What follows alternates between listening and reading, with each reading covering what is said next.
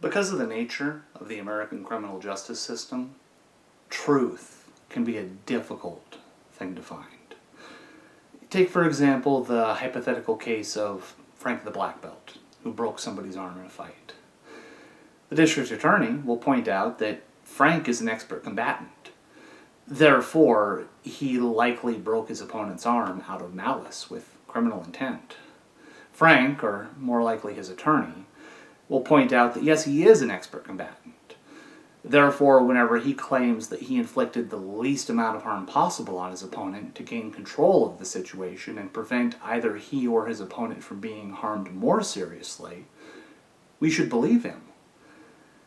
It's the same set of facts, but the lens through which they are viewed is very different. This has the advantage that whenever the district attorney and the defendant in a criminal case agree upon a set of facts, they're almost certainly true.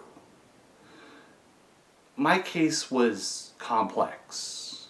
I fought the specifics of it for 9 months in court. It was also high profile.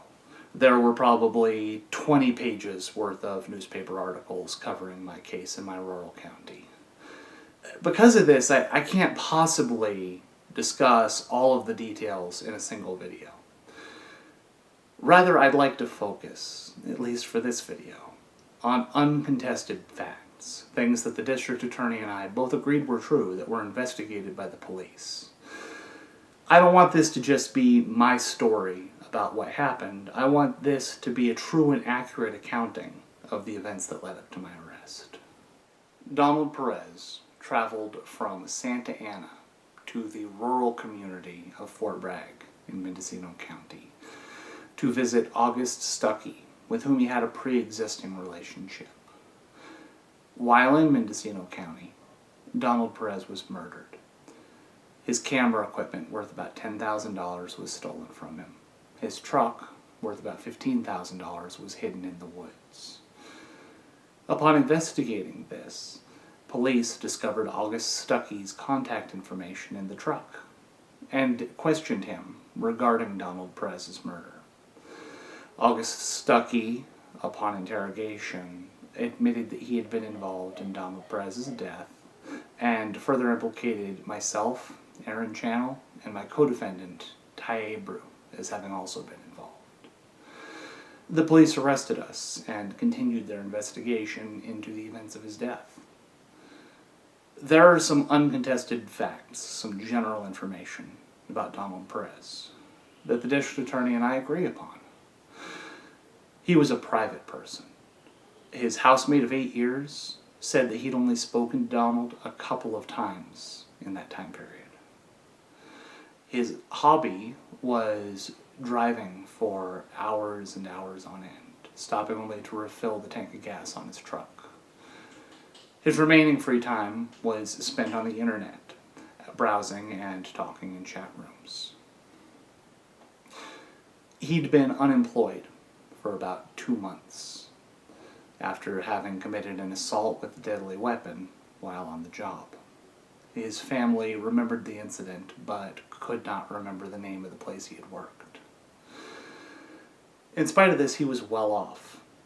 He had a brand new truck, camera equipment. He had a high-end computer, a boat, a motorcycle, and about $10,000 in the bank at the time of his death. Everybody who talked about Donald Perez to the police mentioned his serious anger problem. These are general facts, and I'll do a slideshow of pages from the police report at the end of the video to substantiate them. But none of them would be relevant if not for this next uncontested fact. This is serious, so I'm going to read from a page of the police report while I put it on screen. This is from a report compiled by the Mendocino County Sheriff's Office, computer systems analyst, Vern Barber. He compiled this report after searching Donald Perez's computer and CD-ROM collection with consent from his family. While creating the hard drive clone, I started to examine the CD-ROM discs. The first disc, labeled Guy 1, contains a mix of graphic images that depict primarily male homosexuality.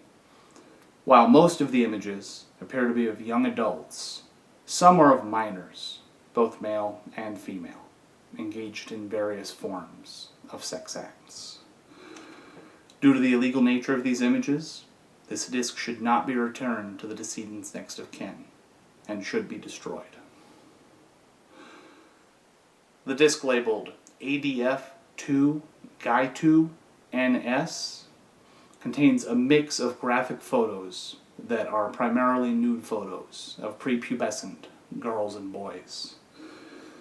Some photos include minor boys and girls engaged in sex acts with adults. Due to the illegal nature of these images, this disc should not be returned to the decedent's next of kin and should be destroyed. The disc labeled ADF1 primarily contains images of prepubescent girls, some in sexually explicit poses. Due to the illegal nature of these images, this disc should not be returned to the decedent's next of kin and should be destroyed.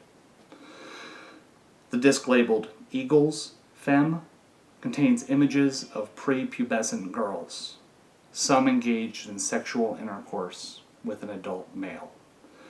Due to the illegal nature of these images, this disc should not be returned to the decedent's next of kin and should be destroyed.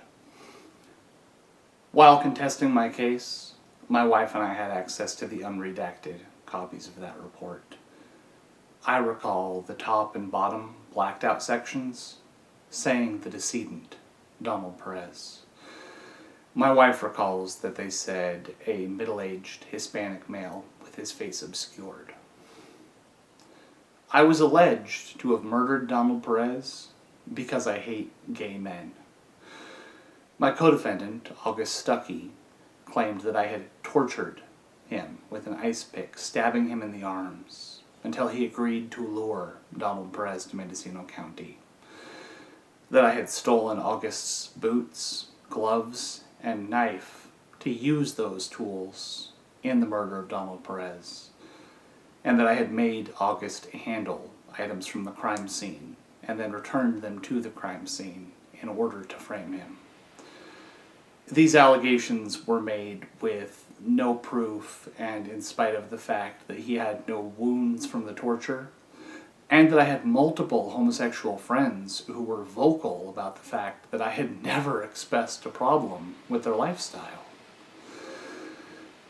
If I had went to trial, had I had the opportunity, I would have alleged that Donald Perez was a monster, a serial pedophile, who made his living photographing the abuse of prepubescent boys and girls, that he molested and raped them, and then sold the evidence of this to fund his affluent lifestyle. I would have pointed out that a man who drives his truck across the countryside with $10,000 of camera equipment, a giant stuffed animal, an enema kit, and keeps a stack of child pornography that he made himself at his home is not a man, he's a monster. I would have said that monster drove 577 miles to my rural county. That August Stuckey had let slip that he had already picked a victim. 13-year-old boy. I was acquainted with him. He looked young for his age, and he'd suffered enough, and I will never reveal who it was.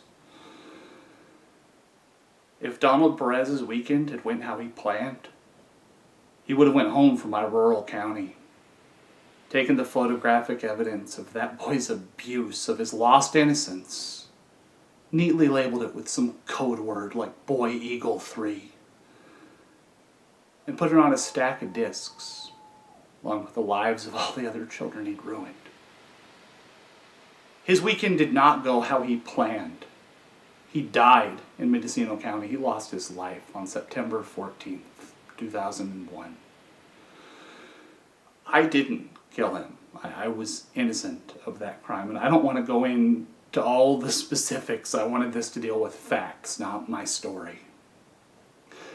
But I just want to make a simple point before I close. Your average pedophile, child molester, molests 117 children over the course of their lifetime. That's from the National Sex Offender Registry. 117 children, prepubescent boys and girls. I did 17 years in prison. I'm fine with that math. Worth it.